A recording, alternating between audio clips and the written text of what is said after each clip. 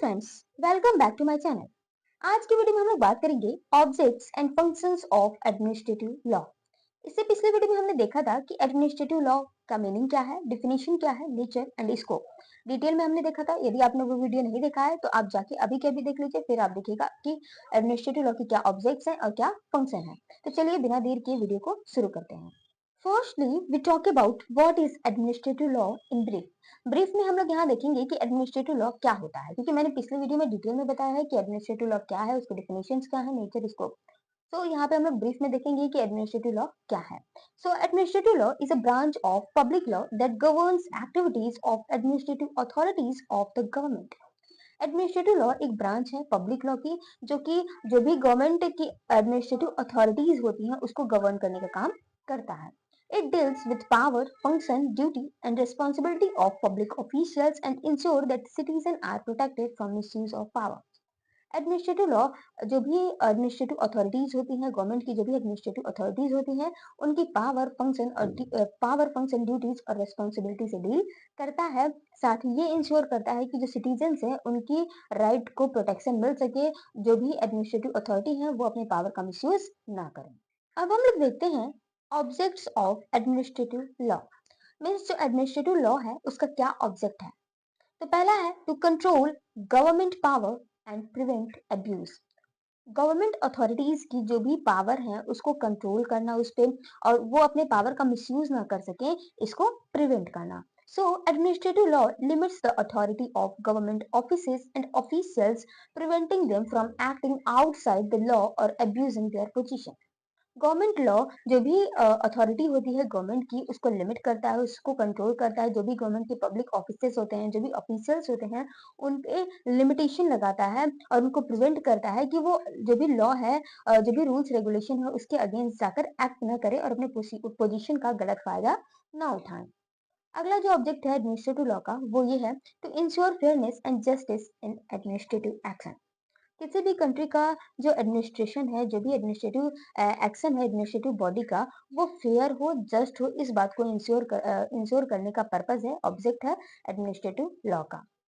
When government bodies make decisions that affect individuals, for example, denying a permit, imposing a fine, administrative law ensure that these decisions are made fairly, impartially, and within proper procedure. It upholds the principle of natural justice. जो administrative law होता है वो ये बात को ensure करता है कि जो भी गवर्नमेंट बॉडीज हैं वो इस प्रकार से डिसीजन लें कि वो इंडिविजुअल के जो भी राइट्स हैं उनको अफेक्ट करें, तो वो प्रॉपर प्रोसीजर से हो, वो फेयर हो, इम्पार्शियल हो, वो अपने आर्बिट्रेरी तरीके से, गलत तरीके से वो किसी भी इंडिविजुअल को राइट को इन्फ्रिंज ना करे। Means administrative law natural justice के प्रिंसिपल को अपहोल्ड करता है और ये इंश्योर करता है कि जो भी एडमिनिस्ट्रेटिव बॉडीज हैं, गवर्नमेंट बॉडीज हैं, वो इंडिविजुअल्स की जो राइट है उनको अफेक्ट कर रही हैं, तो वो फेयर हो, इम्पार्शियल हो और प्रॉपर प्रोसीजर के। अगला ऑब्जेक्ट है एडमिनिस्ट्रेटिव लॉ का to protect the public's right. The main aim is to protect people's rights when they deal with government offices and agencies. It ensures that agencies do not misuse their power or act unfairly.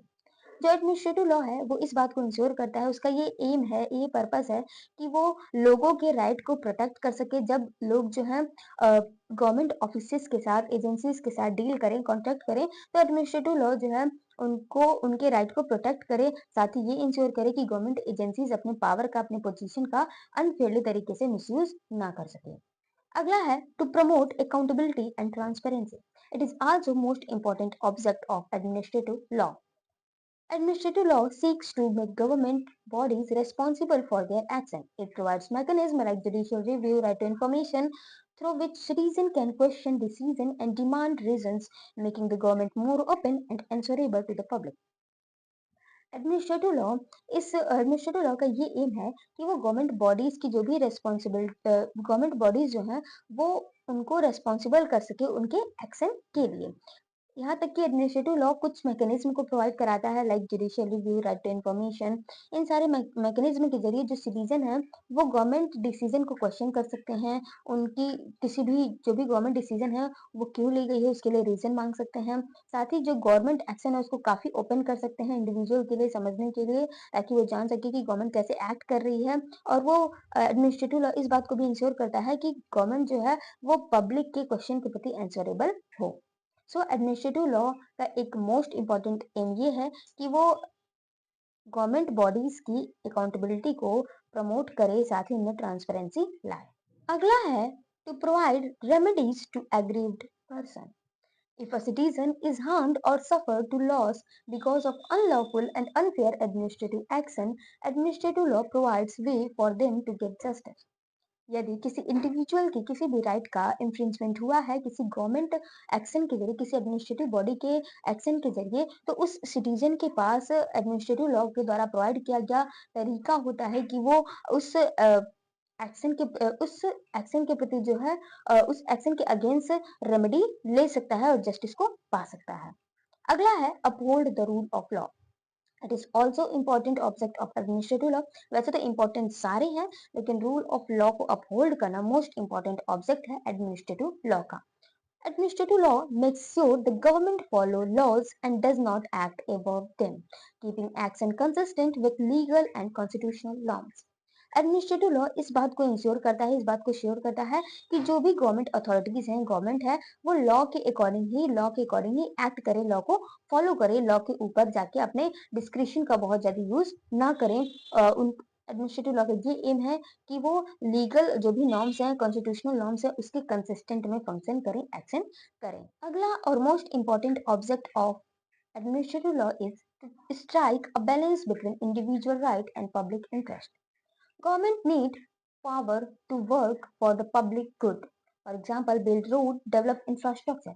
But sometimes this might impact individual right.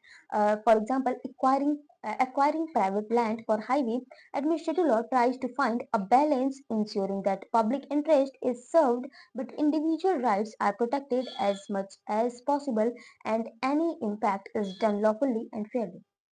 Government के पास ये जरूरी है कि उनके पास power हो ताकि वो public good के लिए वर्क कर सकें। जैसे कि यदि सड़क बनानी हो तो उनके पास ये पावर हो कि वो पब्लिक गुड के लिए सड़क बना सके, और यदि इन पावर को यूज करते हुए लाइक सड़क बनाते हुए किसी इंडिविजुअल का राइट इंफ्रिंज होता है, लाइक उसकी राइट टू प्रॉपर्टी इंफ्रिंज होती है, तो गवर्नमेंट के पास ये भी पावर होना चाहिए कि वो उस प्राइवेट प्रॉपर्टी को, प्राइवेट लैंड को एक्वायर कर सके ताकि वो पब्लिक गुड के एक्ट को कर सके, सड़क बना सके। सो इस कारण जो एडमिनिस्ट्रेटिव लॉ है वो ये ट्राई करता है कि जो पब्लिक इंटरेस्ट है और जो इंडिविजुअल राइट है उसके बीच बैलेंस को बनाया जा सके, but individual interest are protected. और ये भी एडमिनिस्ट्रेटिव लॉ इंश्योर करता है कि जो इंडिविजुअल राइट है उसको ज्यादा से ज्यादा ये पॉसिबल किया जाए, ये कोशिश किया जाए कि इंडिविजुअल राइट को प्रोटेक्ट किया जाए, और जो भी उसके राइट को इम्पैक्ट हो रहा है वो लॉफुल हो, फेयर हो। अब हम लोग देखते हैं functions of administrative law. Means administrative law की जो भी ऑब्जेक्ट हैं उन ऑब्जेक्ट को फुलफिल करने के लिए एडमिनिस्ट्रेटिव लॉ किस प्रकार से फंक्शन करती है इसको समझते हैं। इससे पहले यदि आपको ये वीडियो समझ आ रहा है, वीडियो अच्छा लग रहा है, तो वीडियो को अभी के अभी लाइक कर दीजिए, चैनल को अभी के अभी सब्सक्राइब कर दीजिए, साथ ही अपने फ्रेंड्स ग्रुप में वीडियो को शेयर कर दीजिए, बिकॉज शेयरिंग इज केयरिंग। सो जो पहला फंक्शन है एडमिनिस्ट्रेटिव लॉ का वो ये है regulating administrative rule making, that is delegated legislation. Administrative body के पास भी पावर्स होते हैं रूल्स रेगुलेशन को बनाने के लिए, और उन रूल्स रेगुलेशन को बनाने का जो पावर है उसको रेगुलेट करने का काम है एडमिनिस्ट्रेटिव लॉ का। So Parliament often passes broad laws and delegates, that is, means gives the power to administrative body to make detailed rules, regulation and bylaws. Administrative law govern this process, ensuring that the delegated power is used only for the purpose it was given. The rules may do not beyond the original law, that is ultra vires. Means parliament जो होती है वो broad law को पास करती है, बनाती है, जबकि जो भी छोटे छोटे रूल्स रेगुलेशन होते हैं, छोटे मोटे जो भी सोसाइटी को मेंटेन करने के लिए, सोसाइटी में पब्लिक ऑर्डर को मेंटेन करने के लिए जो भी छोटे रूल्स रेगुलेशन होते हैं उसको बनाने का जो पावर है वो एडमिनिस्ट्रेटिव बॉडी को लेजिस्लेचर के द्वारा दे दिया जाता है, जिसे ही डेलीगेटेड लेजिस्लेशन कहते हैं, जिसके अंतर्गत administrative body rules regulation bylaws बनाते हैं। एडमिनिस्ट्रेटिव लॉ उन प्रोसेस को, जो रूल्स रेगुलेशन बायलॉज बनाने का जो प्रोसेस है उसको गवर्न करता है, कंट्रोल करता है, जिसके अंतर्गत ये एडमिनिस्ट्रेटिव लॉ ये देखता है कि जो भी डेलीगेटेड पावर हो वो सिर्फ उसी पर्पस के लिए यूज किया जाए जिसके लिए उसे दिया गया है, जिस पर्पस के साथ उस पावर को दिया गया है उसी के लिए यूज किया जाए। इसके साथ ही ये भी इंश्योर करता है कि जो एडमिनिस्ट्रेटिव बॉडी है वो ओरिजिनल लॉ के बियॉन्ड जाकर कोई ऐसा रूल रेगुलेशन ना बना दे, मीन्स वो अल्ट्रा वायरसटिक काम ना करे। अगला है determining the organisation and power of administrative authority. Administrative law ये भी इंश्योर करता है कि जो एडमिनिस्ट्रेटिव अथॉरिटी होती है वो किस प्रकार से ऑर्गेनाइज होगी, उनके पास क्या पावर होंगे, ये सारे फंक्शन भी एडमिनिस्ट्रेटिव लॉ ही करता है। So it lays down how government agencies, department and tribunals are set up, what their structure is, and what specific legal power they have been given by parliament or state legislature। Administrative law ये बताता है कि कैसे कोई government agencies, department, tribunal कैसे establish होंगे, उनका structure क्या होगा, उनके पास क्या पावर होंगे, उन पावर का यूज वो किस प्रकार से करेंगे, ये सारी चीजें एडमिनिस्ट्रेटिव लॉ बताती है और उनको गवर्न करती है। अगला है controlling administrative adjudication, that is quasi judicial function.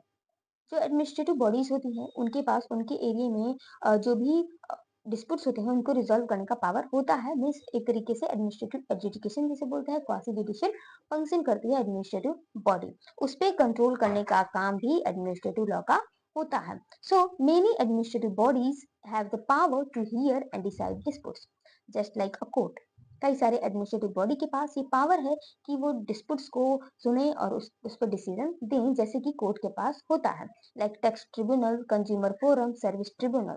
Administrative law set out the principles these body must follow to ensure fair hearing, like rule against bias and right to be heard। Administrative law कुछ principles को set करता है जिन principles को follow करना इन administrative adjudication का duty है, ताकि वो फेयर हियरिंग कर सके और रूल कर सके बायसनेस के अगेंस्ट, और सिटीजन्स के राइट टू बी हियर्ड है उसको इंश्योर किया जा सके। अगला है governing discretionary power, that is most important function of administrative law। Many administrative officials have discretionary power, that means they have some freedom to choose between different course of action. For example, deciding whether to grant a license or which tender to accept। Administrative law does not eliminate discretion because it is necessary, but it ensures that discretion is exercised reasonably and not arbitrarily। कई सारे administrative officers के पास ये discretionary power होता है कि वो अपनी क्षमता के अनुसार, अपनी बुद्धि के अनुसार वो फ्री हैं ये चूज करने के लिए कि वो किस प्रकार के एक्शन को करेंगे एडमिनिस्ट्रेशन के दौरान। लाइक कोई भी ऑफिसर्स ये सोच सकता है कि वो किसी स्पेसिफिक पर्सन को लाइसेंस ग्रांट करे किसी स्पेसिफिक चीज के लिए, या फिर ना करे, या फिर वो किस टेंडर को एक्सेप्ट करे, किस टेंडर को एक्सेप्ट ना करे, ये सारे उसके डिस्क्रिप्शन पे डिपेंड करता है। एडमिनिस्ट्रेटिव लॉ इस डिस्क्रिशनरी पावर को एलिमिनेट नहीं करता है, क्योंकि एडमिनिस्ट्रेशन के लिए ये सारे डिस्क्रिशनरी पावर इंपॉर्टेंट होते हैं, नेसेसरी होते हैं। बस एडमिनिस्ट्रेटिव लॉ इस बात को इंश्योर करता है कि जो ये सारे डिस्क्रिशनरी पावर हैं वो रीजनेबल तरीके से एक्सरसाइज किए जाएं, आर्बिट्रेरली तरीके से नहीं। अब हम लोग देखते हैं कंक्लूजन ऑफ द कॉन्सेप्ट।